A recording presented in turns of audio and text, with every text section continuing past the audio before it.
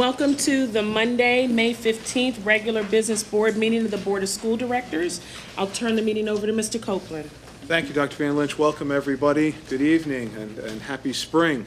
As has been the practice this year, we'd like to begin our business meetings by showcasing the group of folks who we're all here most concerned about, and that's our students and our programs. So with that, am I turning it over to Dr. Everslage or Mr. Mitchell? Or Thank you, Mr. Copeland. Good evening, everyone. We're pleased to welcome our representatives from our elementary school and elementary school students and those that have sponsored some before and after school activities. And our program is going to be directed by Mr. Mitchell, who is principal of Penn Valley.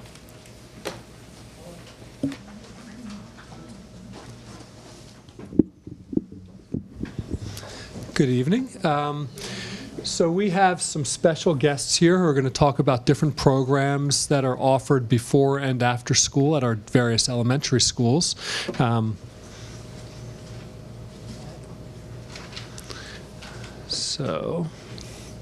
This list is not at all inclusive of every activity that is offered before and after school. This just gives you an idea, kind of a flavor of what we do offer. Some of these are offered at all of the elementary schools, and others are specific to certain elementary schools. And what we did was we asked some guest speakers to come in and talk firsthand about what they do at some of the different activities and clubs. Mr. Tab and James, you're up. Hi, good evening, everyone. My name is Brahim Tab. I'm the librarian at Penn Elementary School. I have been for about a decade now. Reading Olympics is a special extracurricular activity. We have fourth graders and fifth graders who give up of their time to come in and to read books that are selected by the Montgomery County Intermediate Unit. And I've been very happy over these years to have a large delegation every year, about 100 this year. And James Renault is one of my students that he's wearing the shirt right here. If you can, come on out here, James. This is the shirt that we all wore this year, and you can go back there. And he's going to tell you a little bit about Reading Olympics, and then I'm going to come back onto the mic, and I have a little bit of an audio-visual part to my talk with you. Hi, my name is Jamie Renault, and I'm in 5th grade at Penn Elementary. I'm here to tell you about the Reading Olympics. The Reading Olympics is a competition for 4th grade and 5th grade in December. You are given a list of about 45 books to choose from. You must read 10 to 15 books from the list before competition in March. You get put on a team with several kids from your grade. Each team has about 15 kids you meet a couple times in the winter. To prepare for the thing, you have practices, and you compete against other teams from other schools. Teachers ask you questions, and you read. Each team tries to answer them. The team that answers the most questions wins. You get to compete against 3 other schools to see how you do. When I first did Reading Olympics in 4th grade, I wasn't sure what to expect. I wasn't that good of a reader, so my mom thought it might be a good thing to try for us. Together we started reading the books, and eventually I started to read to myself. We got to read a lot of different books about a lot of different topics. We read a book called El Deafo about a deaf girl, Rain about a girl with troubled home and her relationship with a special dog, Maybe a novel in verse about an African-American girl whose family sold her to be a servant. We read timeless books like James the Giant Peach and Stuart Little. We read educational books like I Survived the Nazi Invasion of 1944 and Who is Benjamin Franklin. I came to realize books weren't boring. They took me on magical adventures and taught me all kinds of things. When we went to the 4th grade competition, I was nervous. They would ask us questions, and everyone on our team would get to discuss the answer. Not everyone read the book, so it required teamwork to get the answers right. Our first battle was tough, but both schools were answering the questions. Then one of the teachers asked in the novel, Maybe, what is a soddy? No one on our team knew the answer. I remember reading the story with my mom and asking her what it was. So I was able to put my hand up confidently and say, a soddy is a straw hut on a mud floor that Maybe had to live on. Our team got to answer right, and we won the competition. I remember feeling so proud in my ability to help the team win. Such a great experience in 4th grade that I was excited to do it again in 5th grade. I read a ton of great books like the story about Sonia Stormare, Lemonade Wars, Lewis and Clark, and more. I got to be captain of our team and help throughout the whole answers and pick out the best one. Our team won all three of its competitions this year. The Reading Olympics have turned me into a great reader. They have helped me to see that there are so many different types of stories. My current favorite are graphic novels, but I also like history and real life events. Before I finish, I need to take a special mention of Mr. Tab, our librarian. He coordinates all the reading activities in our school and is also a big part of my success. He's one of the best teachers I've had in my whole life, and he's helped me learn how to read. He is the reason I did Reading Olympics for a second year and the reason I am standing here before you today. He has been a big influence in my life, and I'd like to thank him. Thank you for your time this evening. Good night.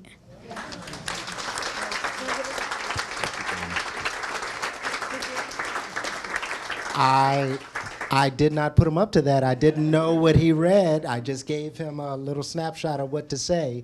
And then if we're able to click on right here, this is something I created on my phone the night of the event.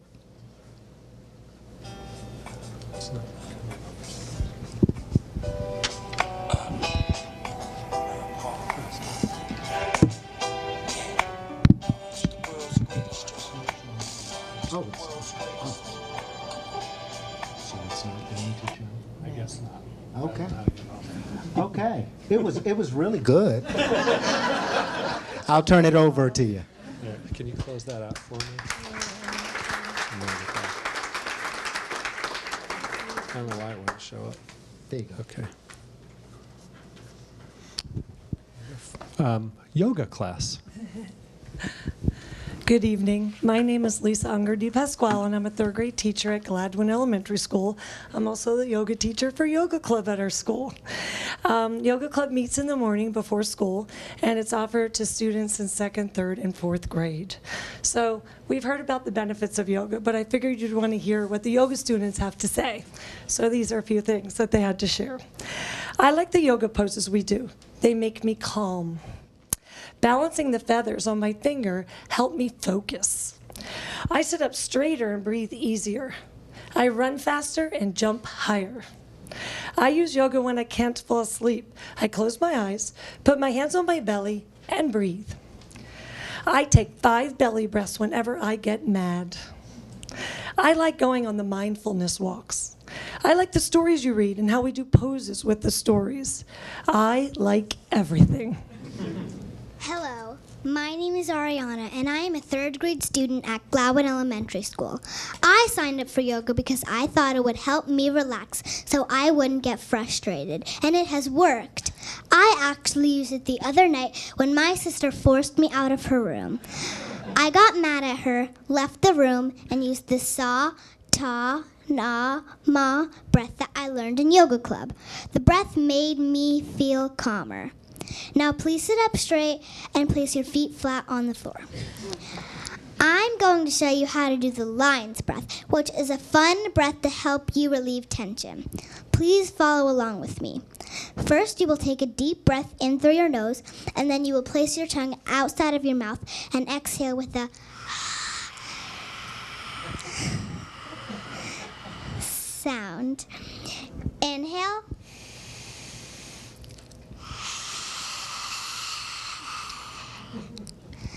Great job. Let's do this one more time. Inhale.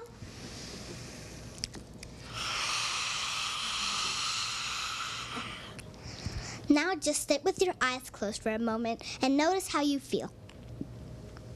You may use this breath first thing in the morning to get energized for the day and anytime that you feel strong feelings. I hope that you find this breathing technique as fun and helpful as I do. Thank you.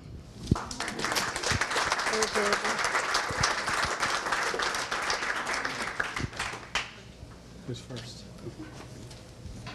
Good evening. My name is Corey Luttrell. I am the PE teacher at Penn Valley Elementary School. I still have to be careful. I've been in 6 schools for the last 6 years, so I do sometimes forget now. I run the Morning Fit Club on Mondays, Wednesdays, and Thursdays for 4th and 5th grade students. I've been doing morning sports for about 6 years in different schools, and this year I just kind of decided I was I'm going to try and reach a few more students. I thought we had a lot to offer, and needless to say, we had about 54 students, 4th and 5th graders, sign up. And I think depending on if there's chorus or not that morning, we can have anywhere from a group of 20 to 35 kids in there. And they come in the door and they want to know what they're doing, and I'm still trying to, you know, get my morning started. So I love the enthusiasm that they bring, and I look forward to it every day. So I brought Mr. Alex Johnson here with me this evening, and he's just going to talk to you for a couple of minutes about what he loves about Fit Club. Hello, my name is Alex Johnson, and I'm a 5th grader at Penn Valley Elementary School. I've enjoyed Fit Club because I can see 4th graders that I wouldn't normally see during the day, and I can become better friends with them. I also get to see 5th graders that I wouldn't normally get to see during class time because they're not in my class. I think it benefits kids because we can become more focused if we get all our energy out in the morning, and then for the rest of the day we can be relaxed and focused. Like during PSSAs, when we were doing yoga in the morning, and I really felt relaxed and focused, so I think I could do better on the test. And obviously it makes you more fit, which can send you towards a brighter future. Thank you.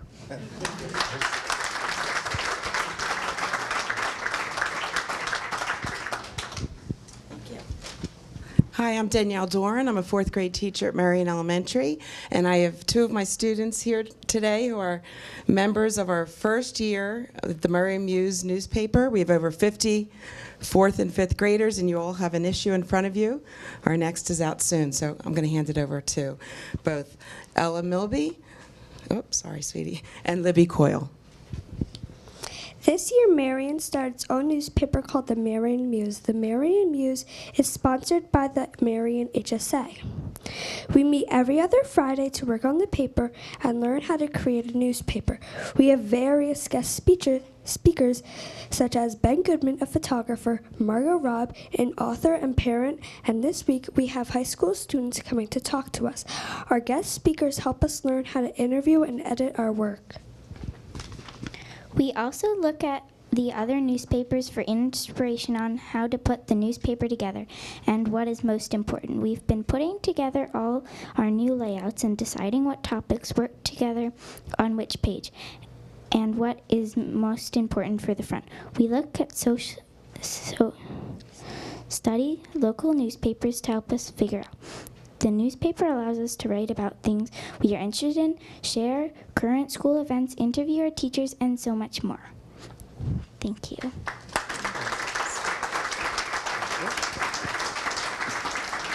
So I love these presentations where I don't have to say anything and the kids do all the work. But thanks for coming out late at night. I know it's past your bedtime. All of you need to get home and get some rest. I thought that was wonderful. If you have specific questions about any of the programs, I can certainly field them. No questions, but I think that was just a great opportunity. If this, I'd like this to be the only newspaper I ever read, this would be a good one. But I think it's a great opportunity for us to all see the kinds of things that happen sort of in between, or excuse me, at the end and the beginning of the day, and that school really has a lot to offer. Great job. Super. Thank you for coming.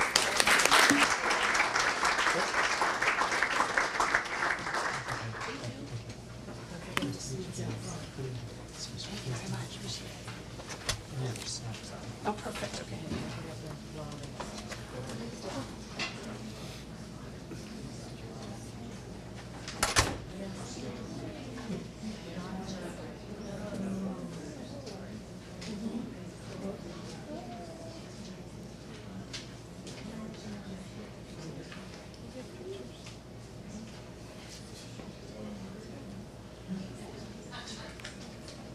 One of the nice things about spring is that we have a lot of these end-of-the-year activities that become cultural parts of our community.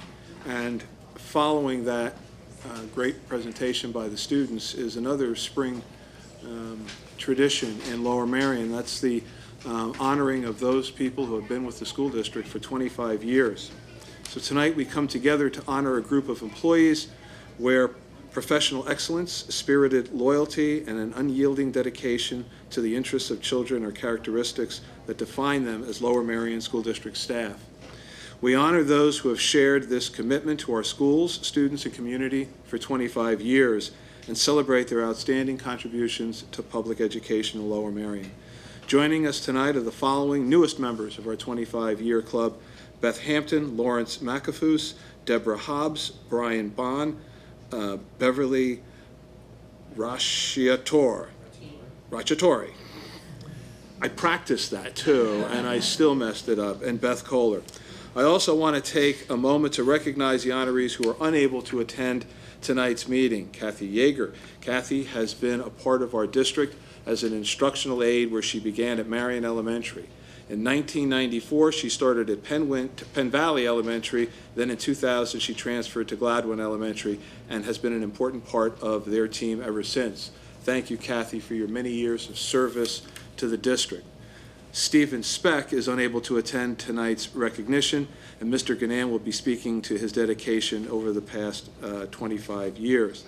To help honor those individuals tonight, we have asked their colleagues to share some remarks and personal introductions. We also have a small token of appreciation for our honored guests when they visit the podium. So at this point, I'd like to ask Mr. Hughes to join Dr. Van Lynch and I at the podium.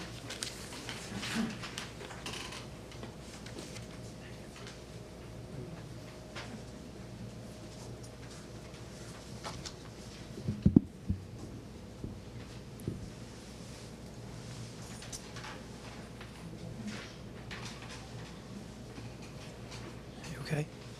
First off, good evening, everybody. Happy Monday to all of you. Happy belated Mother's Day. So I have an honor and a privilege to introduce three Lower Merion teachers with me tonight who I've spent my entire Lower Merion career of 20 years with, and it's an honor to do this. So first, I have the honor tonight to introduce and recognize my colleague, Beth Hampton. So let me give you a little background of each one. Let's start with Beth. Beth Hampton earned a business degree and then returned to school to get her master's degree in education from Temple University. She began working at Lower Merion High School in 1991, where she taught many of the computer classes, while she also supported teachers in their technology needs. Back in 1991, Lower Merion had 2 computer labs with no internet access and used floppy disks. Each year, Beth has taught after-school professional development classes to teachers, beginning with the mechanics of computer usage and teaching how to use various software programs and the internet, and evolving into learning and understanding the flipped classroom curriculum. Beth has remained in the position of educational technology specialist at Lower Merion and is always working with the staff and students to incorporate advanced technology lessons into the classroom. Beth was a class sponsor in the 1990s for 8 years. She took time off from being a sponsor to get married and raise her daughter Carly, but has now returned as a class sponsor for the last 5 years. She's received an award from PSEA for innovative teaching, received the Fritz Brennan Award for her service to students, the Dambono Award for her service to teachers. I've had the pleasure of working with Beth while I was the teacher, the AD, assistant principal, and now the principal. She's one of the most caring people I've ever worked with. Beth is a true professional in everything she does. She's such a vital part of our school as a teacher coach, and a leader, and as an educational innovator. What more can anyone ask? Beth, we thank you for your service to Lower Merion High School, its students, the faculty, and this community. Please come forward.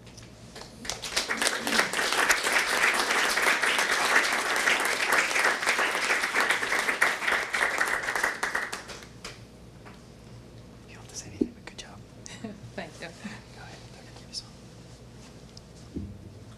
Thank you very much. Congratulations. Thanks.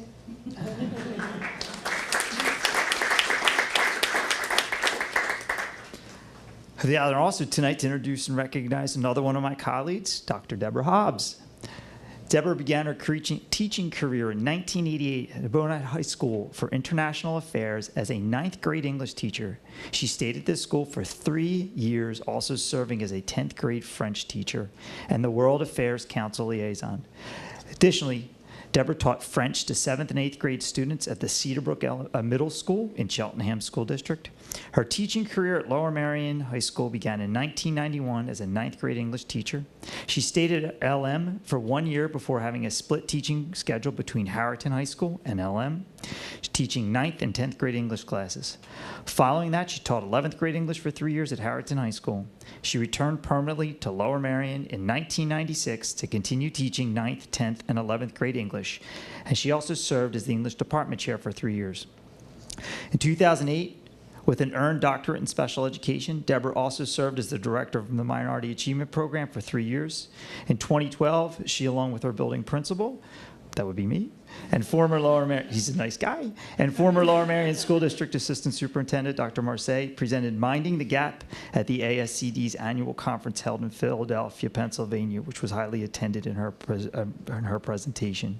She was formally inducted into Temple University's chapter of Phi Delta Kappa in 1992, recommended by former Lower Merion School District Superintendent David McGill for the PA Governor's Institute for School Leadership in 1999. She received the Scholastic Art and Writing Award as an outstanding educator and has been chosen many times for Who's Who Among American Teachers, especially in 2000, 03, 04. Currently, Deborah loves teaching 12th grade English courses. She resides in Lower Merion Township, and her daughter has just finished her freshman year at George Washington University in D.C. I've had the pleasure of working with Deborah for these many years, and she's one of those heartfelt people I've ever encountered. She's made a difference in so many young people's lives. As a teacher, Deborah has taught students to be creative, to be passionate about their work, to reach their highest potential, and to think outside the box. What more could our students ask for from their teacher? Deborah, thank you for your commitment to Lower Merion High School, its students, faculty, and this community.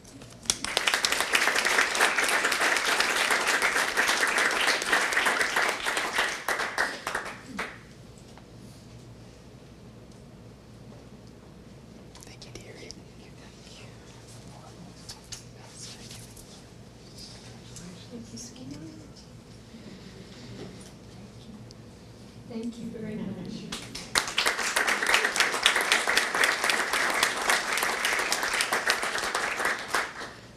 And from Lower Merion, I have also the honor tonight to introduce and recognize another one of my colleagues, Lower Merion High School chemistry teacher, Larry McAfoose. Larry's a graduate of Cornell University. He came to Lower Merion District as a second-year teacher in 1991. He spent 1 year at Harriton High School and then moved to Lower Merion High School, where he has taught ever since. During his time at Lower Merion, Larry served as sponsor for the Hope Organization, Homelessness, Our Personal Effort. He was a founding member and the first president of the GLSTN, Gay, Lesbian, Straight Teachers Network, which evolved into the current Gay Straight Alliance. Larry also served as the head coach for the Lower Merion School Science Olympiad team, including 15 trips to the state championship and 1 to the national competition. And then I think we turned it over to Harriton.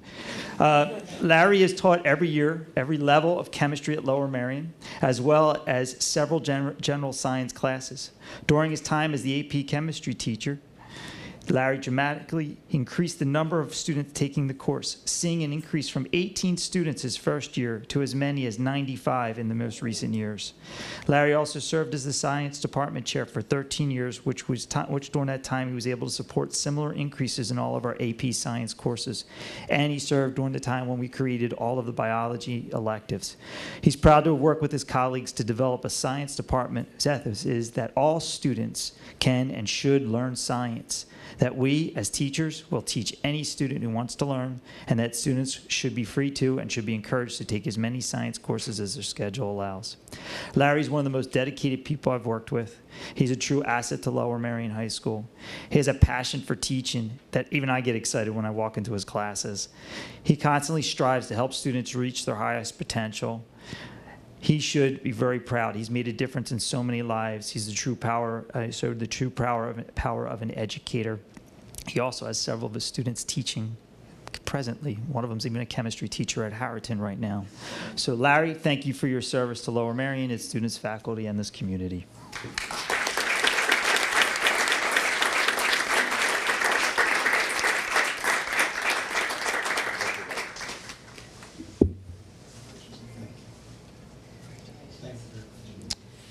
I will now turn this over to Robin Klaver. Thank you. Good evening. On behalf of Dr. Martino and myself from Kinwood, we'd like to talk about one of our esteemed colleagues, Beth Kohler. We're here tonight to honor Beth for 25 years going strong. Her journey has certainly been an exciting one. Listen up as I take you along. For 7 years, she graced the halls at the Gladwin School, where reading, writing, and math were the golden rule. World language was not yet on the scene in Beth's resume. A third grade class is where she shined, bringing out the best in her kids each day. World language then became her subject of choice, ELL and FLES behind her name. Connecting with students and families from around the world, her life would not be the same. Through ELL, the connection she has with the students each day is truly something special to see, opening doors to a world that is new in their life and letting them know what they can truly be. Through FLES, Beth takes our students to Paris and back walking along the Champs-Élysées, bringing the language of life into center stage as a showcase in our second grade play.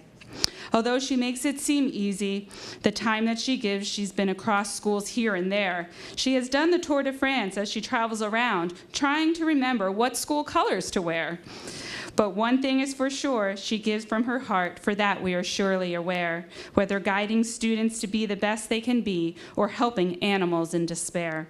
So thank you, Beth, for 25 years. We all want to strike up the band as you wrap up the year and you kick off your shoes and enjoy time at the beach in the sand. Come on up, Beth.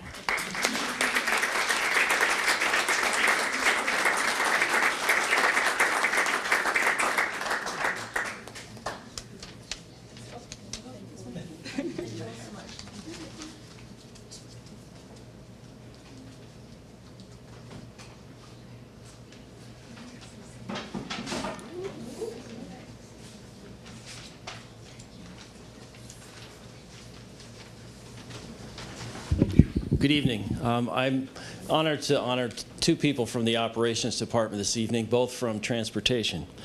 First of all, I'd like to honor Mr. Brian Bond, who is our lead bus mechanic. Every morning, or every school day morning, well over 100 buses leave their parking places and circulate throughout the district and pick up students and take them to school.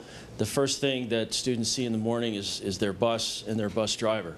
Surely the bus drivers are important people, but there are also a small group of people who take care of those buses, who maintain those buses and decide whether they are safe to be taken out and used. And Brian Bond is the leader of that group. He may not work with students, but you can tell he feels deeply about them. Every day he takes care of our buses as if his own child was riding on it.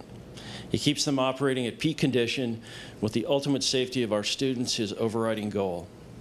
In 2007, if anybody can remember that far back, he successfully supervised the move from our old bus garage back here behind the high school up to Matson Ford Road.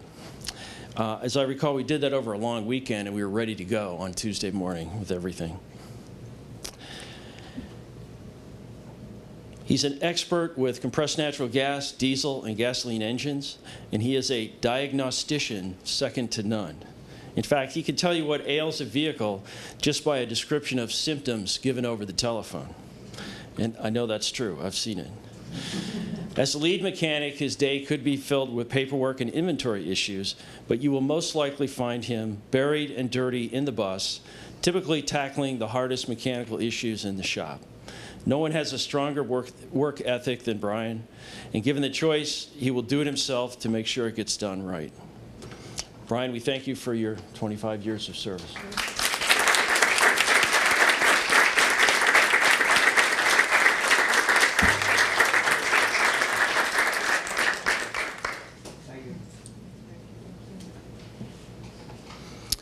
We have a bus driver that we'd like to honor this evening, although he was not able to be with us. This is Stephen Speck. He's been a key member of our department for all these years, 25 years. He has a strong sense of family with a wife and 3 grown children. And being a military veteran and former police officer, he needs little direction about how to do his job, and he sets an excellent example for newer members of the department. He drives his school bus with the safety of children foremost in mind. He chooses to drive a special needs route because he cares about his kids and he connects with them. And we thank you, Steve.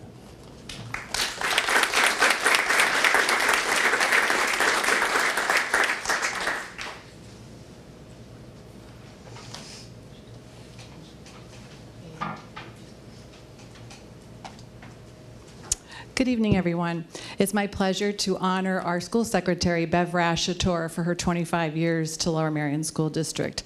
Bev came to the Lower Merion School District in her first job as the library clerical aide at Merion for her former 9th grade English teacher, Sue Seiler, who was our librarian at the time. So not only is Bev an employee of the school district, but she was a student here as well, finishing from Narberth, Ardmore Junior High, and Lower Merion High School. Bev worked in the open library from 1992 until 2001, before we had walls and doors at Merion. And in 2001, she moved to the main office, where she was our clerical aide in 2007. And in 2007, she moved over to the secretary's job, and she has been in that position ever since. There is no person, other than maybe our kindergarten teachers, who hears their name called at least 100 times a day. Bev, I need this. Bev, can you send out that email? Bev, did the teachers get their ordering forms? Bev, who's my sub today? Bev, who's doing cafeteria duty? She does it all with a smile on her face. She is a resource to staff, families, and of course, our children. I can recall many stories, mostly involving kids, that had us in stitches. Bev is a people person. She enjoys positive working relationships with her colleagues, the parents, and of course, our Merion students. We don't know what we would do without her. Thankfully for me, her technical and organizational skills are amazing. On too many occasions, Beverly has received SOS calls from my office about a botched PowerPoint or Excel spreadsheet that I was trying to navigate. Always with a smile and a helpful tip, she was able to throw me a lifeline before I went under. Her knowledge and skill, combined with her love of the children, the Merion community make her a valued member of our staff. She is a joy to have around, and she makes coming to work each day a pleasure. I hope that she has 25 more years of happy days and success in the Lower Merion School District. But knowing her husband, Lou, who is enjoying his retirement, I think he may have other plans. On behalf of your Merion family, our heartfelt congratulations and best wishes to Bev.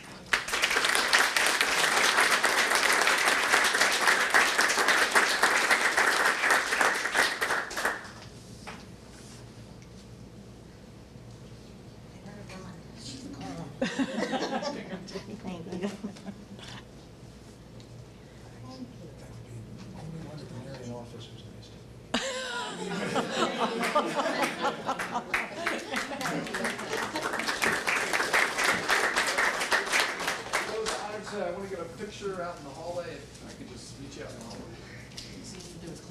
Okay. Though it's impossible to adequately express our thanks for all that they've done, we wish them congratulations and thank them very deeply for their service to the Lower Merion School District. Thank you.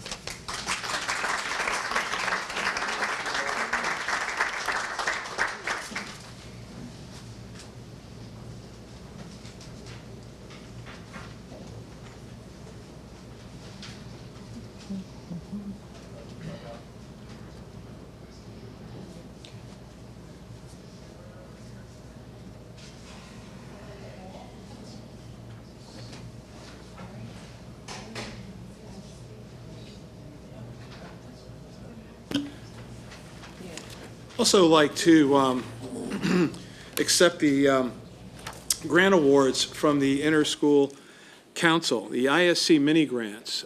This is a group of HSA presidents who worked tirelessly on these grants. The ISC received 74 grant applications for the 2017-18 school year, requesting $52,770. The funding came from each of the 10 schools, the Committee for Special Education, and funds from the Education Foundation of Lower Merion. A total of 38 grants received funding. The breakdown is as follows. At the elementary, there was 55 applications submitted and 27 grants funded. At the middle school, 6 applications submitted, 5 grants funded, and at the high school, 13 applications submitted and 6 grants funded. The total grant funding for 2017-18 is $12,812, with award amounts ranging from $50 to a maximum award of $758. And I'd just like to say, I've watched the deliberations, I've seen the ISC and the staff pour over the applications, and it's really a sign of community involvement, providing opportunities for kids. So we thank the ISC, and hopefully the board will accept the grants.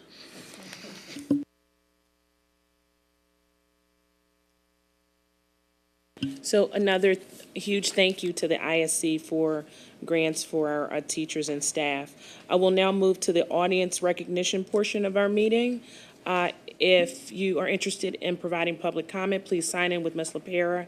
If you haven't already, there's a 3-minute time limit. Tell us your name and generally where you reside in the district. On agenda items. Sorry? On agenda. On agenda items only. Thank you. No? Seeing none. Shocking. Okay, so now we will approve the minutes from the following Board of School Directors meetings. April 24th, regular business board meeting. May 8th, Education Committee and supplementary regular board meeting. And accept the following committee meeting minutes. April 26th, Finance. April 26th, Communications. May 3rd, Curriculum. May 5th, Policy. May 11th, Facilities and Purchasing. Are there questions? Is there a motion to approve? So moved. There's second? Second. All in favor? Aye. Opposed? Motion carries. We'll now have the superintendent update from Mr. Copeland. Thank you, Dr. Van Lynch. 3 things I'd like to highlight this evening. The Lower Merion boys tennis wins the district title after winning the 2017 Central League title. The defending state champion Lower Merion boys tennis team earned their 3rd consecutive district championship last week. They begin state play this week in a 16-team tournament that concludes in Hershey next weekend. The district's transportation department recently fielded a team of 14 drivers to compete in the 44th annual Montgomery Bucks School Bus Safety Competition, where they performed exceedingly well, besting 11 other competing districts en route, a little pun there, to capturing first place overall. Driver instructor John Welsh finished the first in the individual competition. Finally, Harriton's High School Science Olympiad, which apparently didn't used to be as good as Lower Merion's, I find out tonight, but captured their 19th state title in the last 20 years, delivering a record-breaking performance at this year's state competition. Harriton students medaled in all 23 individual events, including 14 gold medals, and placed no lower than 4th in any event. The team will compete at the National Science Olympiad in Dayton, Ohio this weekend.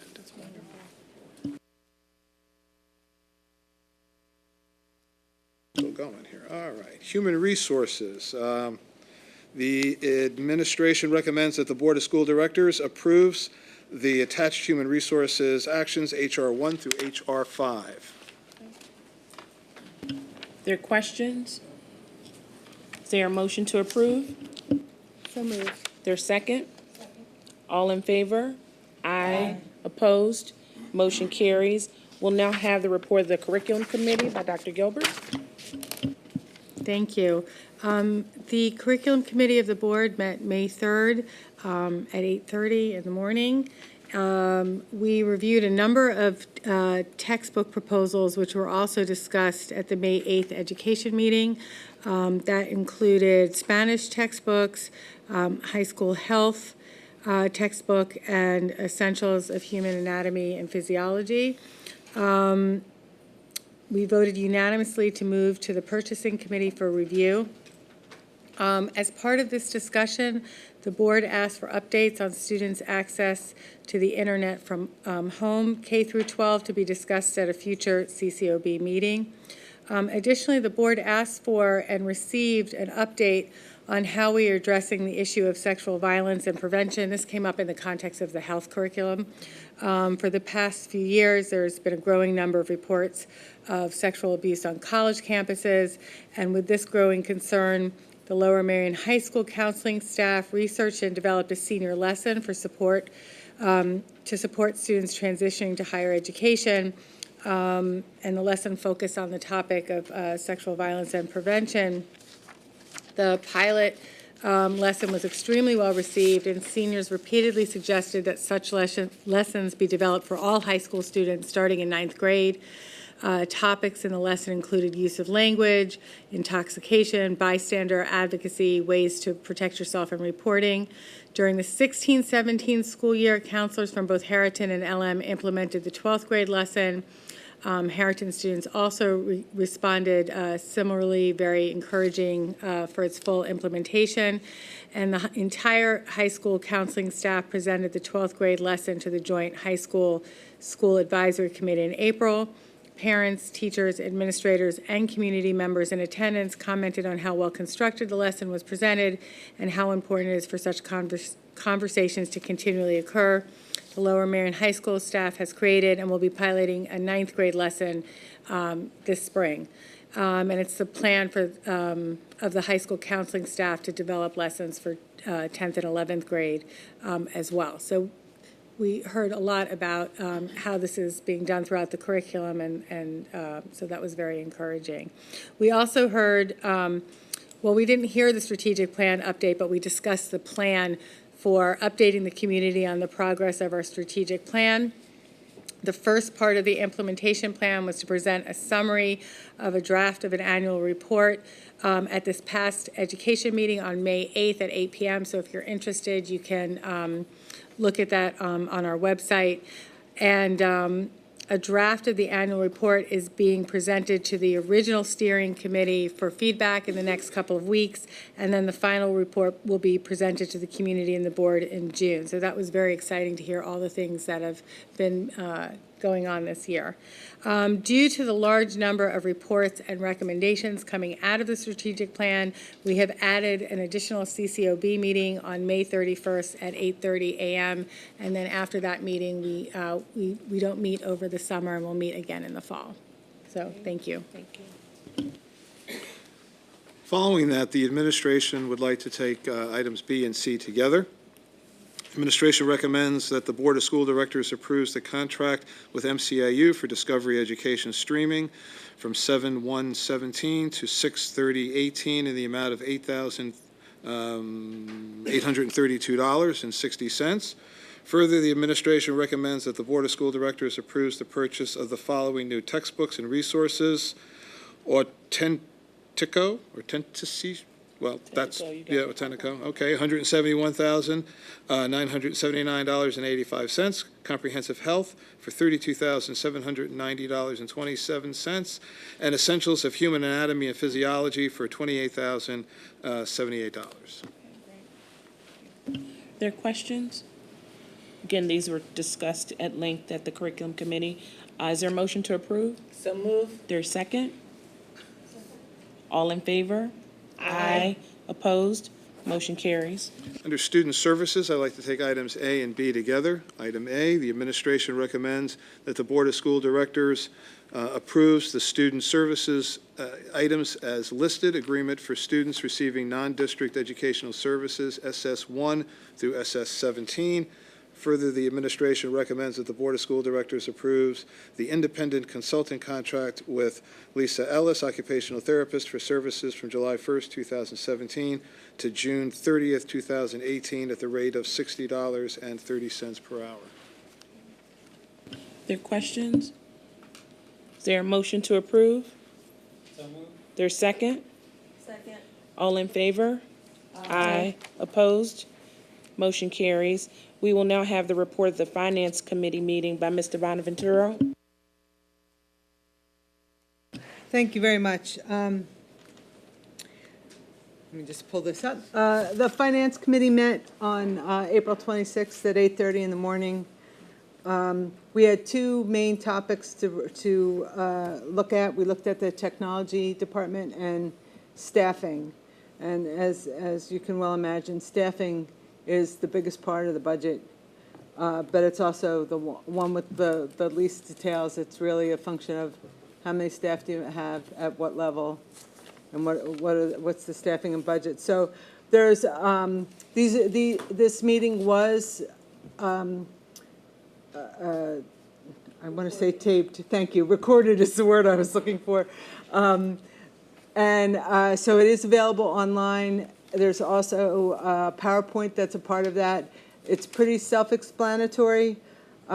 Just a couple of quick highlights. Enrollment growth will cost the district between $170,000 and $260,000 a year over each of the next 3 years, depending on added teachers. I'm sorry, that's just in technology. Yeah, thank you. You're right. That's the technology piece of that. Yes, thank you. They process between 9,500 and 10,000 help desk tickets a year.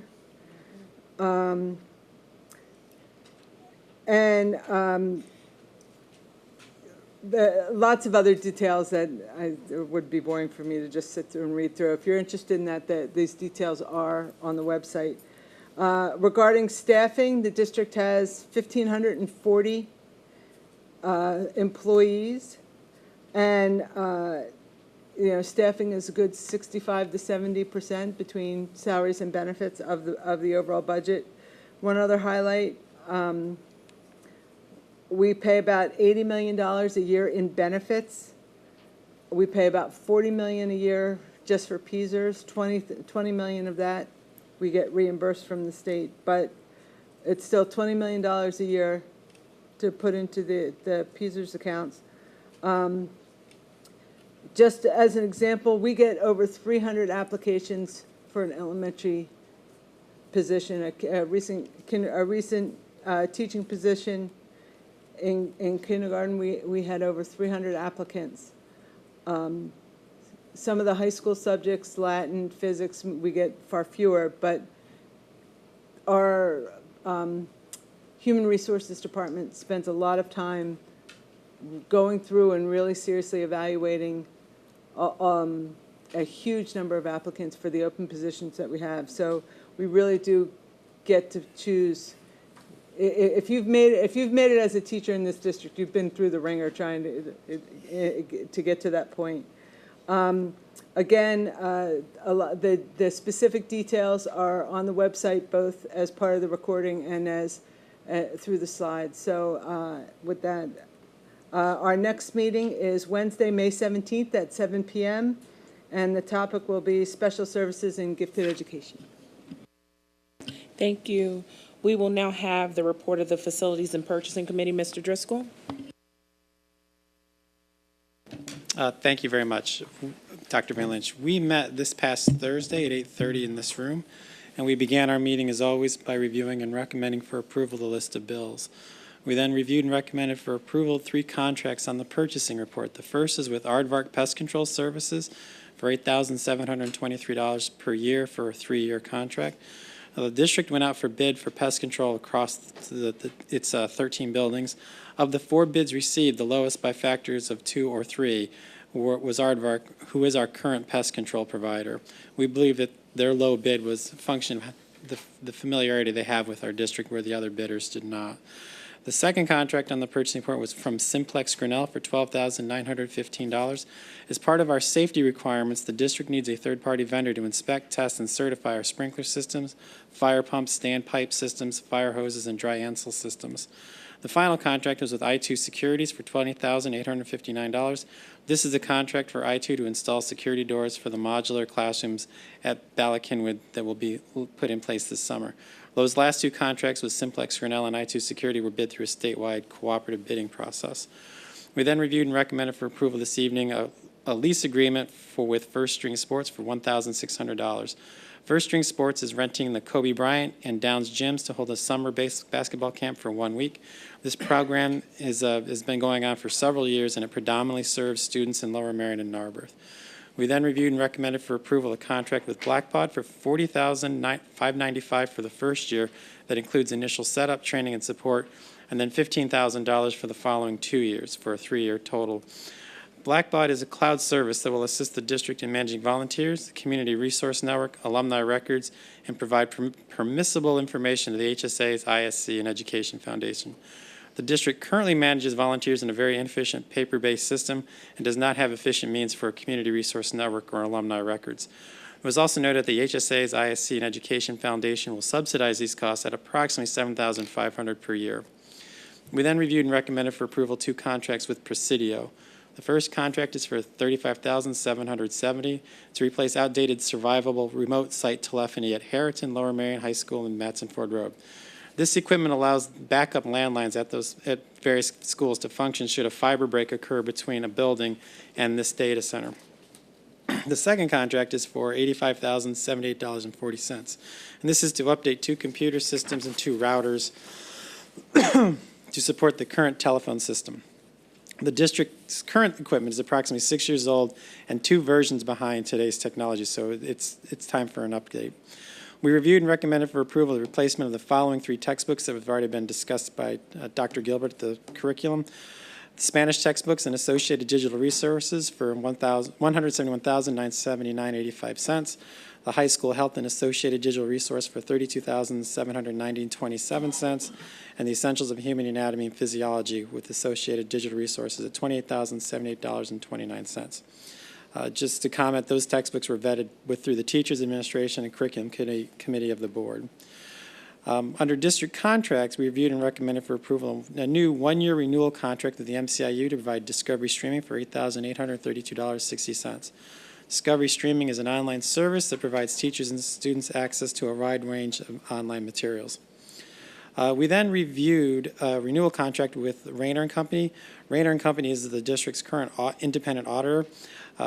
We did discuss the issues, but we needed further information after that meeting, so we'll probably bring this proposal back for review in our June meetings. We then reviewed and recommended for approval an amendment to the Master Services Agreement with Barry Izett and Associates. This amendment sets the new fee structures for this vendor so that any additional work orders needed in the future will be subject to these updated fees. We reviewed and recommended for approval a services contract with Gilmore and Associates for a not-to-exceed amount of $81,694. The district's properties on Rock Hill Road have a faulty flume covering Gully Run. This work by Gilmore is to design masonry walls and cover over this Gully Run. This condition of this flume has been the subject of litigation. We're trying to hopefully wrap that up. We reviewed and recommended for approval of the contract with Mobile Lease to install and lease 6 modular classrooms plus 2 bathrooms at Ballackinwood Middle School. The final approval of that this evening was pending solicitor review back on Thursday. I won't go into details. We've been discussing this project for several months. And finally, we reviewed and recommended acceptance of the conditions of approval from the Township Board of Commissioners for the installation of modular classrooms at Ballackinwood. We briefly discussed how the township is requesting the district to build additional sidewalks, especially along Amherst Field, without a sidewalk comprehensive plan, and the requirement that the district pay for repainting crosswalks, which is technically a responsibility of the township. Those were the business items. We then moved on to information, and that took a lot of time. So we began with the report from the school bus consultants. This is an organization that we had brought in before to review 2 busing scenarios to investigate changing school start times. In this report, they reviewed a 3rd scenario of switching start times of the high schools with those of the elementary schools. So that would mean elementary schools would start at approximately 7:30, middle schools would start approximately 8:20, and the high schools would start approximately 9 a.m. The major issues identified with this 3rd scenario include, at this time, we believe the district would need approximately 21 additional buses to support this scenario. And we noted this does not take into account any additional buses the district may need in the future to manage our continuing enrollment growth. We also discussed the managing independent school runs in the morning. In short, the current morning high schools run predominantly divided among the district into 2 pieces. However, the elementary schools, because we have 6 of them, divide the district up into 6 pieces. Thus, picking up independent schools with public elementary school students would generate the need for additional transfer points and therefore or additional buses. We also discussed the high school arrival and departure times would coincide with peak rush hour. Thus, traffic congestion from parent drop-off and student drivers would occur with maximum commuter driving. After-school activities and sports for the high school students would potentially get students home from late buses between 6 and 7 p.m. Also, we discussed that the high schools have been totally rebuilt, which leaves them large bus loops that have been designed to allow for a lot of buses to be filled with students in short order, especially in the afternoon. Our other buses have to wait in the queue, but most of the elementary schools do not have such space, making bus queuing for the afternoon runs home problematic at this time. So these are the issues we identified. I want to say that this is just the conversation of what's going on, but these were some of the things that were discussed this past Thursday. After we discussed that proposal, we went on for a construction update. Basically, the Ballackinwood Middle School modulars, we received approval from the Board of Commissioners back in April. The estimated cost for installation and 24-month lease of the modules is approximately $1.7 million. Installation of these modules will start soon and should be completed before the start of school in the fall. We did discuss the point of information permanent construction at Ballackinwood. the 12 classroom construction project along with modifications to the cafeteria. For the cafeteria, the district is considering reconfiguring the serving area and changing the seating arrangements. At the present time, it does not appear that the building footprint needs to change to accommodate cafeteria changes at Bala Cynwyd. We also discussed the Welsh Valley cafeteria by exploring options of changing the serving area and using larger tables to accommodate increasing enrollment. Again, expanding the building footprint may not be necessary, but we are looking at possibly expanding the cafeteria into a nearby existing music keyboard lab. We then moved on to the third item of discussion, which was possible expansion, permanent construction at Penn Wynne Elementary. As was presented, I believe, in a March meeting, some residents of Penn Wynne brought options, what they're calling 4 and 5. So I want to go through some of the details of what was discussed. Since there's no visual, I want to say that option 5 is adding classrooms over the existing parking lot on Suffolk, building a bus loop and parking along Haverford Road, and adding 2 smaller parking lots, one off of Drayton and one off of Suffolk. That's just a high level of what this proposal would be. Now, the issues with doing that, though, as we discussed, would first you would enclose off the hard surface area by 3 buildings on the side. You could only visually see the hard surface parking area from Trent Road. It would be blocked off by Suffolk, Haverford, and Drayton by the 3 buildings. We discussed that net parking on the site would decrease. Removing the existing Suffolk lot is a loss of 44 spaces. The new proposals, we assume, would add about 37 resulting spaces for a net loss of 7 parking spaces. For the curb cuts on Haverford Road for the bus loop, we would need PennDOT approval. It's not clear how PennDOT would approve such curb cuts. The other part of this plan discussed making Drayton a one-way, so the parent pickup and drop-off would occur on Drayton, coming from Trent Road heading towards Haverford Road. But given that it would be a smaller drop-off loop and only single file than what's currently on Suffolk Lane, the Suffolk Road lot, we anticipate back up onto Drayton all the way to Trenton, perhaps up and down. So there would be that congestion there. Another issue is where the existing office is. Right now, it's currently located off of the Suffolk parking lot. But if you cut that parking lot off, you would have to make the front office somewhere more accessible for visitors and guests to come through. So there would be construction costs of moving the office internally. We commented the stormwater basin was placed under the Suffolk parking lot last year. That would have to be relocated because the building would go on top of it. We discussed having enough space for construction laydown. Basically, you need to have space for the trucks and the equipment and the raw materials to sit, waiting to get staged to be built. And building over there, keeping the hard surface, would leave you no room to have your laydown. We discussed tree removal. As we have many older trees on this lot, I believe Township Code requires you to replace kind of the number of inches of trees. So if you have a 12-inch tree, you replace it with like 3 4-inch trees, just leaving you a space of where you plant these new trees. We also estimated the impervious coverage would be about 2% over the allowable limit under this plan. We then went on to, the estimate to that project would be about $11 million or approximately $2 million more than the option 1 presented last year by the district. We then discussed options 4A and 4B. Visually, again, we would put the addition on the back of the cafetorium near Trent Road as proposed in option 1, but we'd still build a bus loop along Haverford Road and add 2 small parking lots off Drayton and Suffolk and grass over most, if not all, of the existing Suffolk lot parking. The same issues 1 through 5 that I will not repeat exist for that project as well as this one. However, the estimated impervious coverage is about only 1.5% over the allowed versus the 2.2%.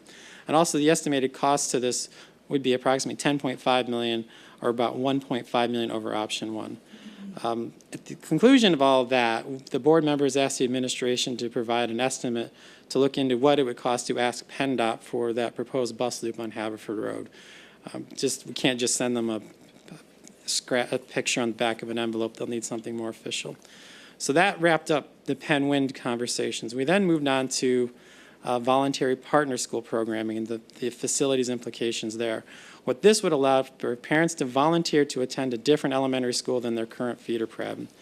Some of the issues identified include the existing partner school program is really not designed to counteract enrollment growth. Its purpose is to avoid or delay creating a new section. What I mean by that is you may have 4 sections of 3rd grade in a single building. Add enough students, you'd go to 5 sections of 3rd grade classrooms. You can do this if a neighboring school has a vacant seat in its third grade classes. However, the intent of this program was never to move hundreds of students around the district. It was just handfuls to try to avoid breaking classes. It was also discussed that in order to make any type of impact at a particular school, the district anticipates at this time needing at least 50 students and more likely 100 students to volunteer to leave a building. So insufficient volunteers would not get you the numbers you would need to make a significant impact. We also have to assume that a sufficient number of students volunteer to leave, that there's sufficiency vacancy at the neighboring schools.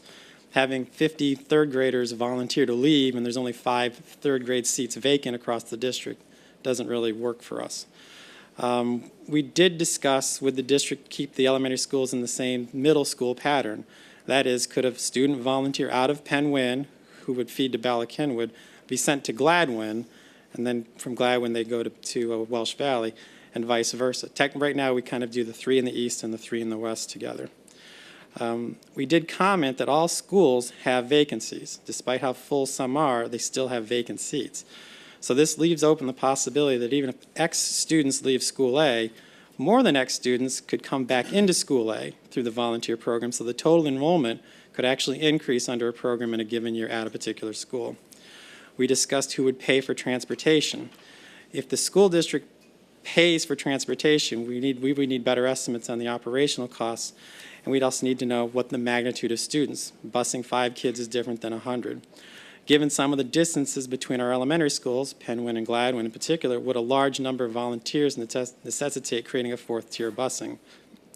If the parents are responsible for transportation, how would this impact the rate of volunteers? Also, how does this, if you have a lot of parent drivers, how does this impact the traffic at the receiving school? If a volunteer takes the last empty seat at a school and a new student moves into the walk zone into his normal feeder school, would the district now have to bus that new student to a different school because the seats are now taken by a voluntary partner when he or she could have walked to school? This is an issue we'd have to address. Parents and guardians could volunteer to leave a school, but it was emphasized by the district they could not select their receiving school.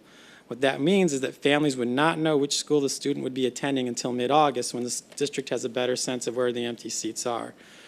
And finally, we did say that further conversations and vetting are necessary before implementation would be feasible. So I realize that was a long report, but we did cover that as an information. No decisions were made on any of those options, the last 3 or 4 things I discussed, just they were taken for information. With that, we concluded the meeting, and our next facilities and purchasing meeting will be June 8th at 8:30 in this room. Under the business office and finance sections, I'm going to take items C through L in one motion. The administration recommends the Board of School Directors approve the following action items: approve the list of bills, approve the financial report for April 2017, accept with pleasure pursuant to policy 702 the following donations: $100 from Jan Garland to the Penn Valley Elementary School 2016 Children's Garden Fund, donation of $177 from the Penn Valley Home and School Association for a native redbud tree as part of the first grade education planning day and Arbor Day celebration, a donation from the Lower Merion Home and School Association of 2 benches and their installation valued at $3,827 for outdoor student seating at Lower Merion High School. Approve the retention of Michael J. Hanlon and the firm of Cozen and O'Connor for professional services related to personnel matters, that is per the attachment. Elect Denise LaPera as Secretary of the Board for a 4-year term from July 1, 2017 to June 30, 2021 for a 2017-18 salary of $9,013. Set the bond for the Secretary of the Board in the amount of $100,000 for the 17-18 school year. Appoint Victor Gerlando as the Assistant Secretary of the Board, who shall, in the absence or disability of the Secretary, perform the duties, exercise the powers of the Secretary strictly in accordance with the school code, and further that appointment is effective July 1, 2017 for a term ending June 30, 2018. Elect Christopher J. Stofier as the Treasurer for a 1-year term beginning July 1, 2017, ending June 30, 2018 for a 2017-18 salary charge of $7,200. Set the bond for the Treasurer of the Board in the amount of $100,000 for the 2017-18 school year, and declare equipment as surplus property and authorize the disposition thereof.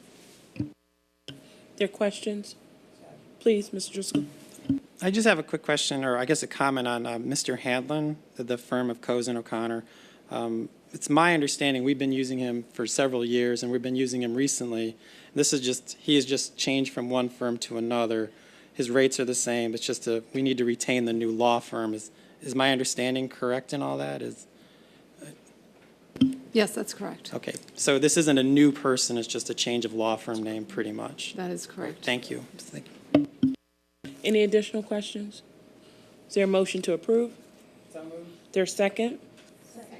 All in favor? Aye. Opposed? Motion carries. And again, with gratitude for the donations from Penn Valley. Under the facilities and operations, I'm going to take items A through I in one motion. Mr.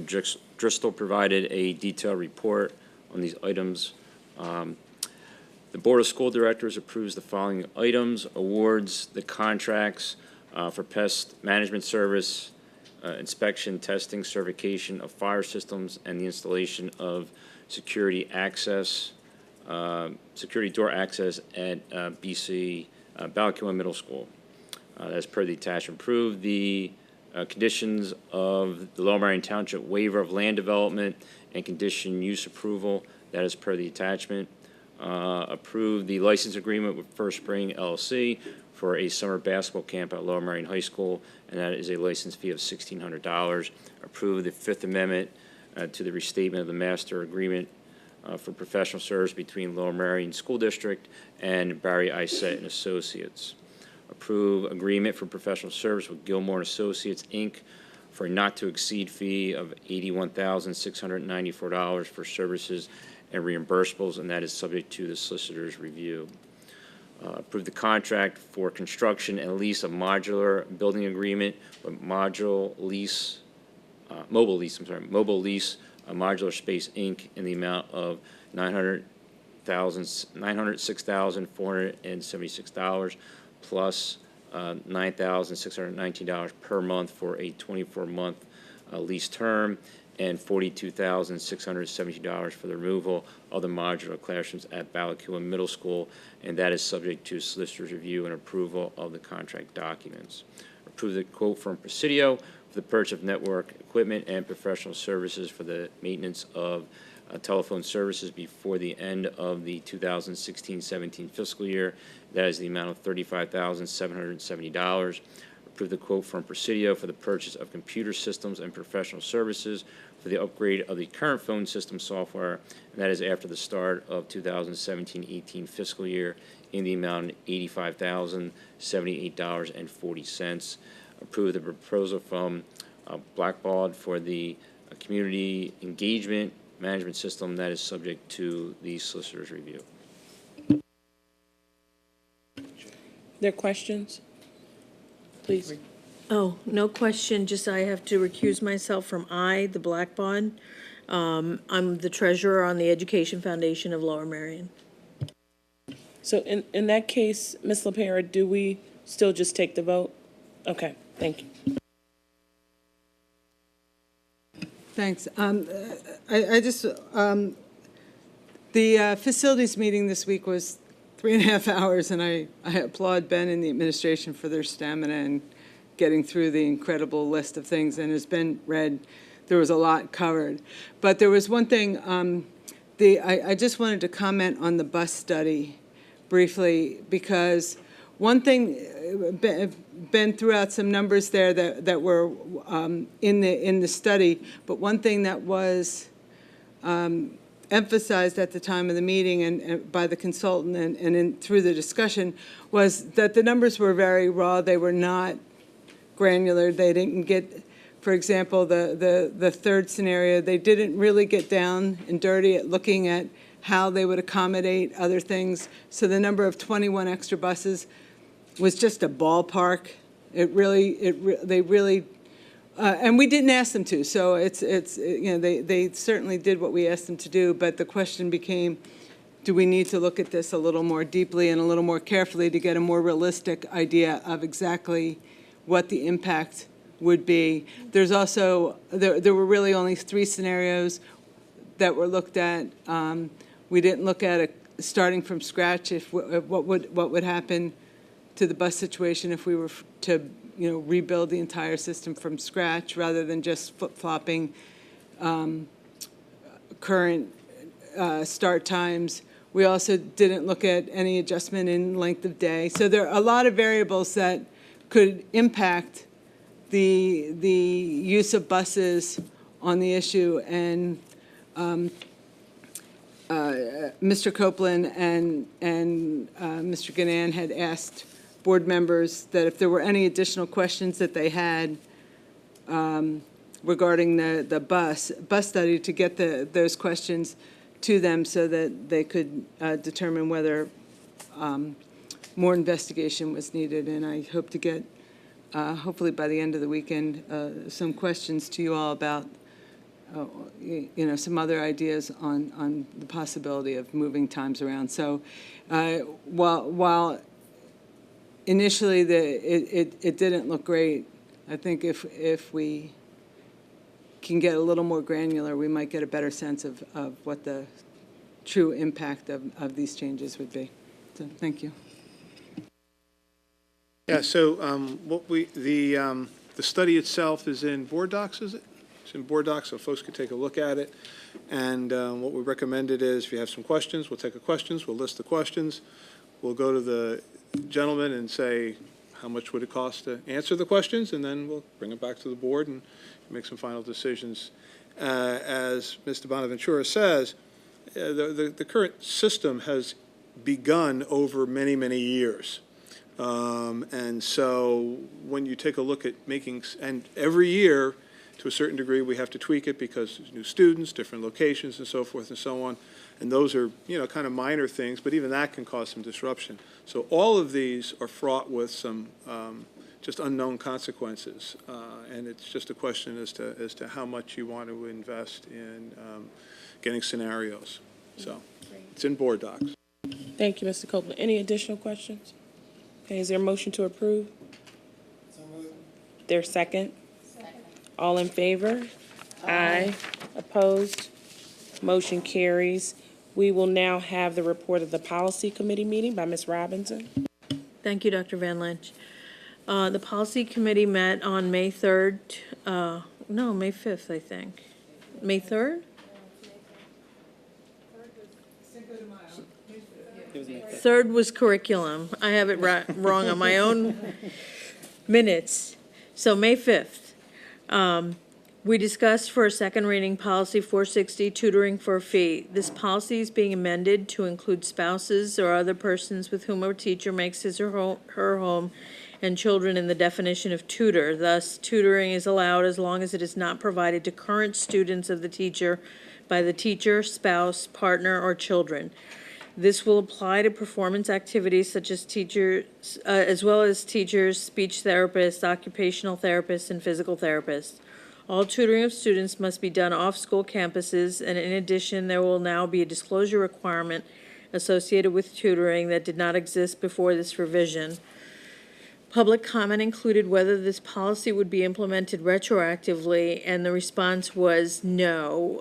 It will be proceeding. The following were read for a first reading. Policy 701, equipment disposal. We discussed how an item could become surplus or obsolete and how and when it can be donated rather than disposed of using the normal course of action, i.e. eBay. We also discussed allowing students to buy their laptops at the end of their useful lives, and that issue will be further vetted by the technology department and placed in the laptop policy rather than this policy. Specifically, we discussed how an item could be donated on recommendation of administration and with board approval in the event that the donation would benefit students who reside in the district. Another policy that we read for first reading was Policy 254, Student Wellness. Changes in the federal law in which regulations were issued earlier this year require us to adjust this policy to be in compliance with the new regulations. The revised policy needs to be in place by July 1 this year. We went through administrative regulations, AR 207, attendance, AR 713, access to school facilities, and AR 812, food services. AR 812, this AR was discussed when a student's account can go negative and the communication related to the negative balance. Further, it details the ramifications of the overage on the student in the elementary school versus secondary school. In elementary school, a meal account is allowed to go negative for 3 meals, whereas in secondary school, this is limited to anything below $0. Parents are notified, as well as the student, of the negative balance. This becomes an increasingly larger problem at the close of the school year. Note that payments made and balances are transferred to the following year are not lost annually. And for discussion, we discussed the issue of allowing choice and voluntarily requesting the partner schooling program. And Ben Driscoll went through that in great detail. So I will just let you know that the next policy committee meeting will be held on June 9th. This is in addition to what was originally on the calendar. So mark your calendars, June 9th. And then we will take a break over the rest of the summer. Thank you. Thank you, Ms. Robinson. Policy 460, tutoring for a fee, was reviewed for a second reading. Are there questions? Mr. Fetterman? Thank you, Suba. I haven't been to the policy meetings, and I'm a member of the policy committee. I just have two quick questions on this one. I noticed that we had revised it back in December, just a year and a half ago, and I know we expanded, I think you said, to the family members, and which is the major difference, and to the disclosure. And I was wondering, maybe we could just explain why we're doing that, what the rationale is, if.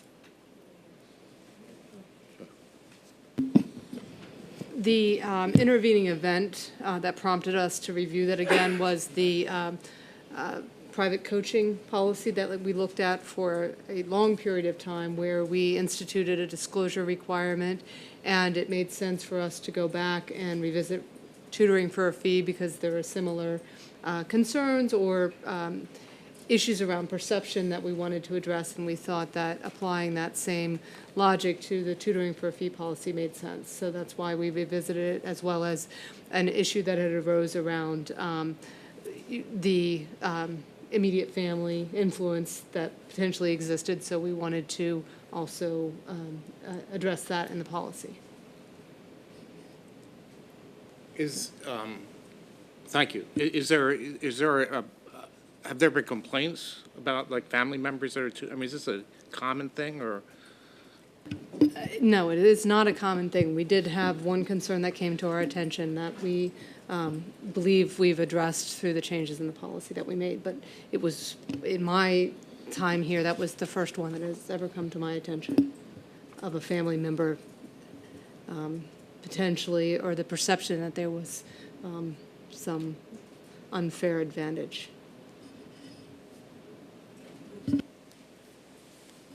You had two. Was that both of them? Or are you still thinking One of? was the disclosure, one was the family member. Okay. An issue that had come up previously when this was, had to do with the use of therapists and OTs and things like that over the summer, and whether that was allowed to continue. And as I read this policy, it's my understanding that they are not allowed to work with the student through the summer. And so question one is, am I reading that correctly? And question two is there any allowance for exceptions where perhaps a student with autism who really needs to have consistency through their education, whether they'd be able to keep that therapist through the summer and things like that? So if you could address this. Okay, the policy does prohibit privately paying for a therapist that we employ for services over the summer. What we do provide through the IEP process is extended year services, and through that process would be where a family may request, to the extent we can provide a particular individual to provide that services, but that's not necessarily guaranteed, but that would be the venue to make that request. So that's. But are they, but there's no formal exception, because we use a third-party vendor for the summer, don't we? We don't use Not in our- all cases, no. Depends on the situation.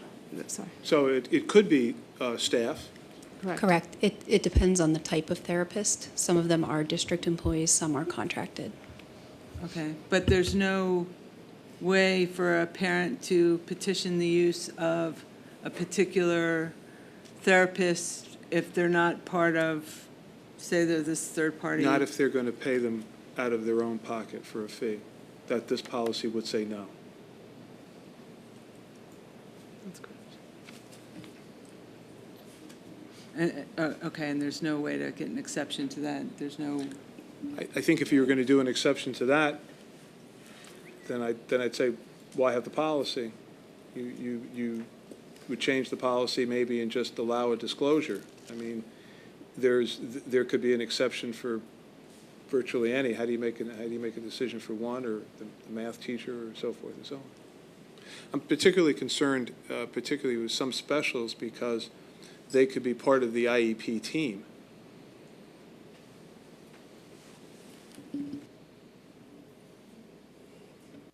No, I was just going to say that this was actually discussed at length in the committee process. Whether people agree with it or not, it was actually discussed at length at that point. I just wanted to point that out. Actually, that was my point also, and usually Robin starts at this end of the table, and she started at that one this time, which really threw me, but yeah, she mixed things up on me. But yeah, so I will be voting no against this policy, and just so that people understand that there was a really good discussion over several meetings, and I thank my colleagues for taking the time and hearing and going through this, and we did not come to agreement, and it was the issue as explained. My concern, the reason I'm voting no, is I'm concerned about eliminating some continuity of care for some students over the summer. Any additional questions? Is there a motion to approve?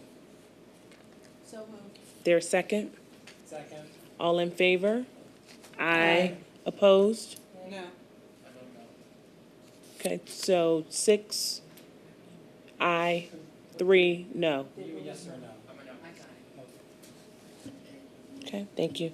The following policies were reviewed for a first reading: Policy 254, Student Wellness, and Policy 701, Equipment Disposal. The administration recommends that the Board of School Directors approve the 2017-18 school calendar, showing the addition of 2 professional development days on April 20th, 2018, school calendar.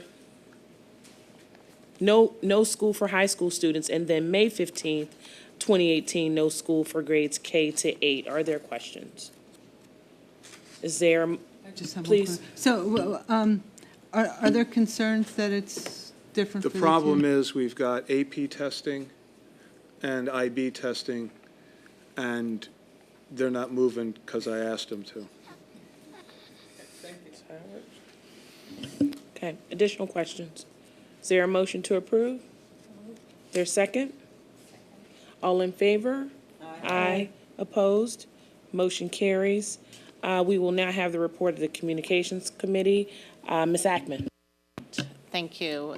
We met on April 26th. A few things we talked about were, at that time, the upcoming enrollment facilities newsletter, which hopefully everyone has now received. This lays out, I think, pretty comprehensively kind of our issues with enrollment growth and some of the options we're considering in terms of managing it. And there will be a special workshop open to the public in June, whose date I don't have on the tip of my tongue, but where this will be further discussed. But this was mailed to everyone in the district who's a resident, whether you have kids in the schools or not. And hopefully it was informative. We've gotten some nice feedback, and this is all part of our efforts to communicate more actively and transparently and strategically about how we're managing our growth. Yes. We had some discussion about our budget communications, and kudos to Diane, who's been convening some extra finance committee meetings to also focus on different areas of our budget so the public can take a deeper dive on some of the things that drive our budget. We discussed the launch of the website. Congrats to Doug and team, and just some tweaks that were ongoing. This always happens when you're doing a big reboot like that.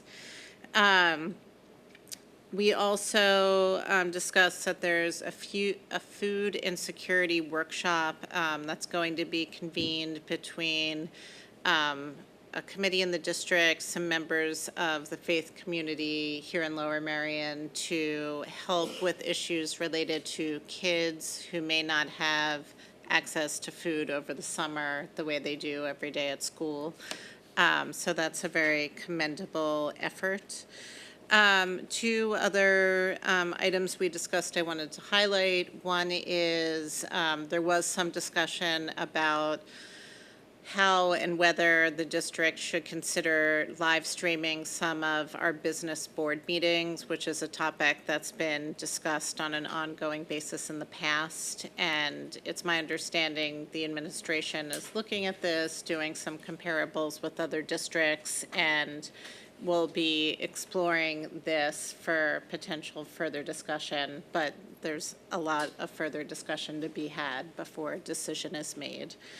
Finally, we had some discussion about our Blackbaud effort, which got approved tonight, thanks to everyone who's been engaged in this. This is a major effort on behalf of the Communications and Community Engagement Committee to support the community pathway as part of the strategic plan. So this software platform will enable us to better manage all of our volunteers throughout the district.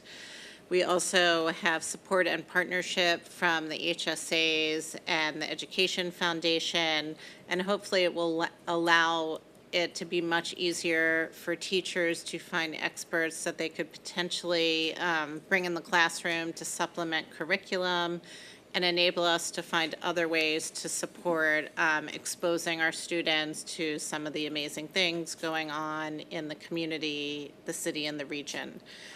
So more to come at our next communications meeting, which is this Wednesday morning at 8:30 in this room. Thank you. Thank you, Ms. Ackman. Well, please, question? Yeah, I'm sorry. Legislative is not on this because we didn't meet, but it would be okay if I just took a minute to talk about the legislative forum. A week from Thursday, May 25th, there's our annual legislative forum. We've invited all of our state level legislators to come and talk to us. It'll be in the high school library, and it's a really good opportunity to meet and talk with the legislators in a smaller group. It'll be mostly question and answer. Thank you. May 25th.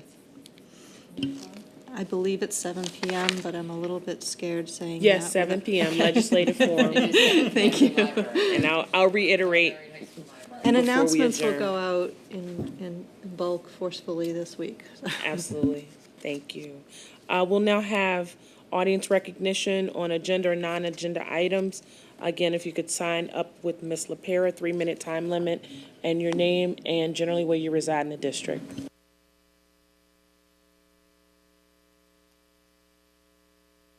How many Spanish books does that amount of money buy? Pardon me? If you wouldn't mind giving us all your questions, Ms. Jenkins, and then we'll have them responded by I was curious the as to the administrator. number of Spanish books, how much each book costs. and the responsibility of the students carrying around, very expensive books.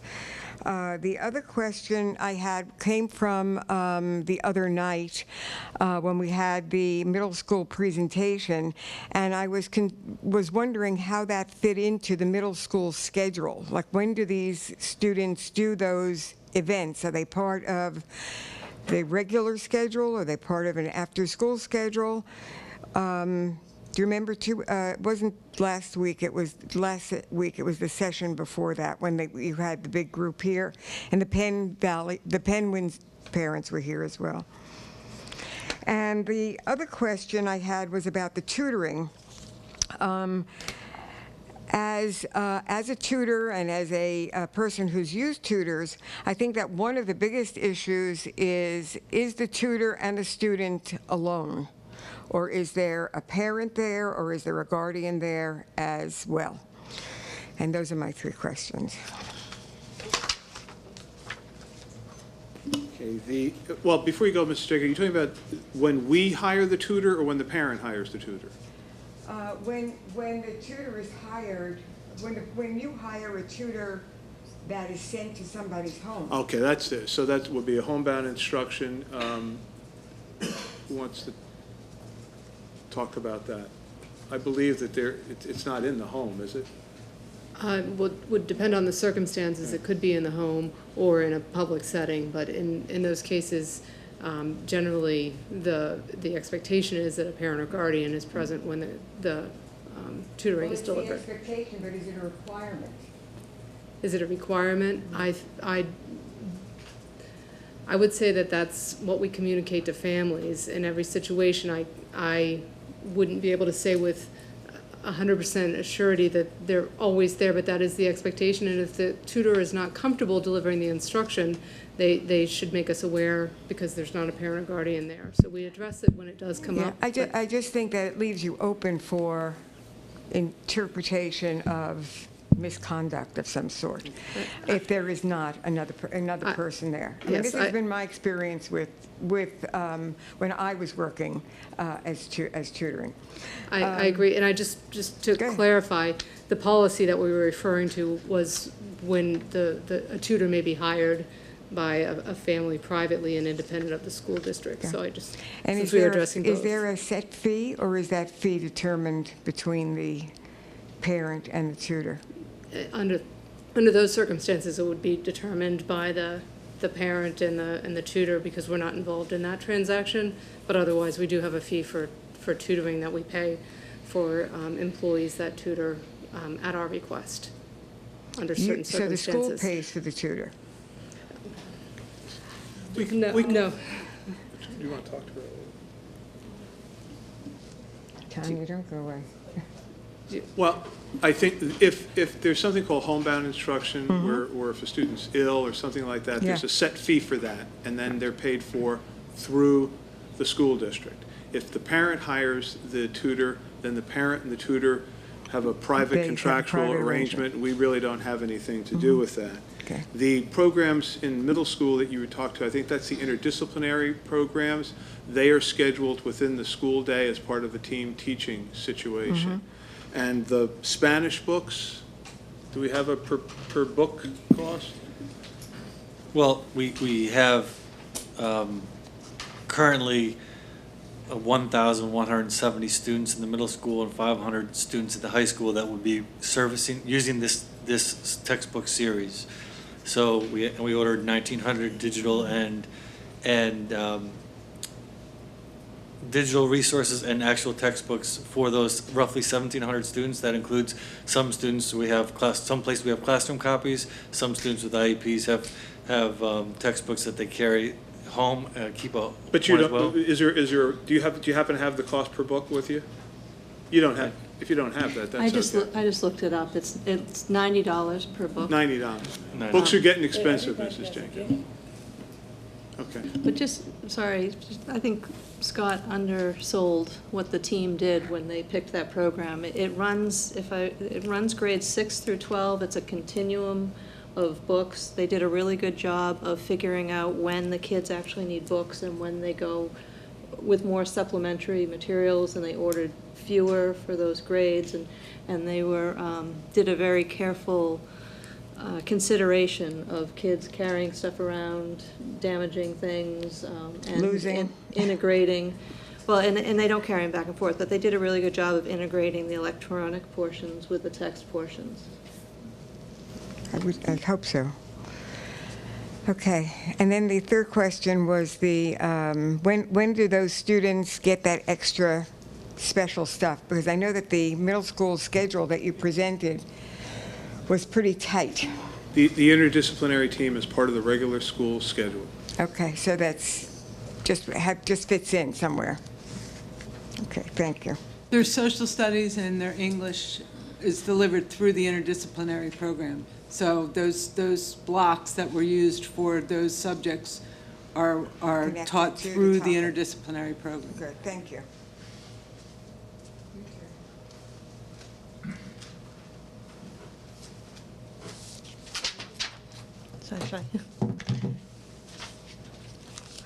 Hi, my name is Tanya Schreiber from Penguin, and as you can imagine, I'm here to talk about the Volunteer Partner School program. I kind of heard two different sides here. One is that if it was too big, it'd be too cumbersome to administer, and if it's too small, it wouldn't be significant. And I think there's probably a middle ground. It might be that right now, Penguin Elementary is facing 761 children in the fall. That's what the Sundance demographic report says we should expect.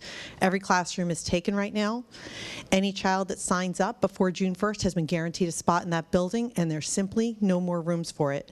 So my assumption is that if no one's proactive, that the decision that's made for lack of making a decision is going to be to go one, maybe two kids over, because you guys have made that commitment and you've created no backup plan for these kids. If, on the other hand, you were to look at the available seats in the other 5 schools, especially the ones neighboring the schools where they're over capacity, you guys might not think it's significant. But this year, for example, if you'd been able to even move 7 kids in one grade or 4 kids in another, you could have eliminated the creation of an additional classroom at Penguin. That's all we need. Out of the 6 grades next year, we just need enough kids moved over to eliminate overfilling some of those classes while there's vacant seats. And we're not even saying to force it. I'm suggesting you ask the question. Now, whether it would be too cumbersome, it's as straightforward as getting a survey company to communicate it out to the parents, ask for volunteers, open up the window for 3 weeks, ask parents if they would be willing to volunteer, and then asking for their first and second choice. You're not promising it to them. After you collect the data, you then have the data available to make a decision. Right now, if you don't administer the survey, if you don't communicate the option, you won't have anything. Your hands will be completely tied at the end of August when those 761 kids come up. And you're going to be standing here telling us, much to our surprise, we had no idea this was going to happen. And sorry, we have 22 kids per kindergarten class. It's not fair. All I'm suggesting when it comes to the busing is that by asking for the volunteers, you look at the list once you receive it. If you're willing to look at it, look at the addresses and see if some of those children are close enough to a bus that's already going to that school that you can just take a dozen kids, 10 kids that are near the border and put them on a bus. If I'm wrong, the data will show it. But if I'm right, then those kids get a normal class size and it costs you almost nothing to try. Nothing. And if I'm wrong, as I said, the data will prove it. Thank you.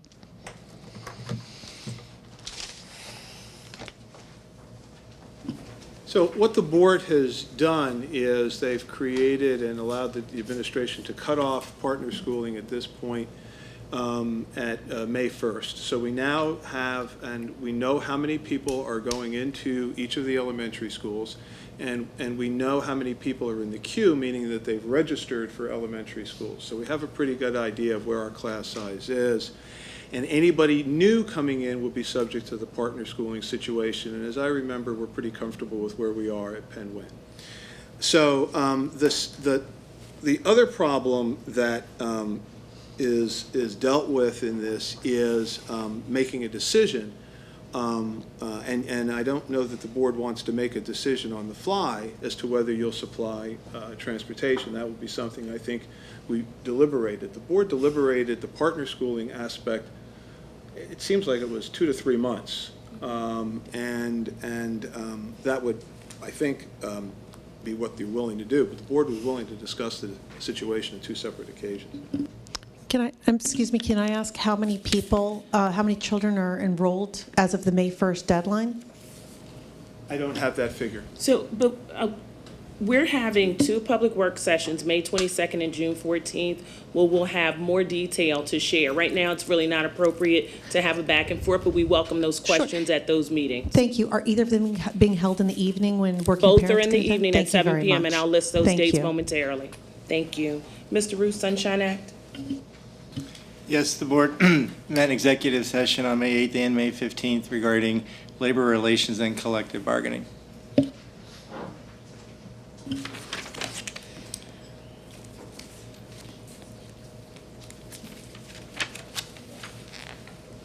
Okay, upcoming meeting dates are as follows. Wednesday, May 17th, 8:30 a.m. Communications. Also, Wednesday, May 17th, 7 p.m. Finance. Topic Student Services, including gifted and talented. Monday, May 22nd, as I just mentioned, 7 p.m. Facilities Update, Public Work Session. It's noted at 8:30 a.m., but is actually at 7 p.m. Okay, great, thanks, Ms. LaPera. And then Thursday, May 25th, 7 p.m., as Dr. O'Leary stated, Legislative Forum in the Lower Merion High School Library. Wednesday, May 31st, 8:30 a.m., our June curriculum meeting, which is an added meeting. Thursday, June 8th, 8:30 a.m., Facilities and Purchasing. Friday, June 9th, 8:30 a.m., Policy. And Wednesday, June 14th, will be another Facilities Update Public Work Session, also at 7 p.m. And with that, we are. Can I just Yes, mention you may, that please. the May 22nd facilities public work session will be on elementary schools. Okay. And the June 14th will be on secondary schools. Okay, yeah. Thank you for that distinction. And tomorrow's primary day, so please get out and vote. With that, we're adjourned.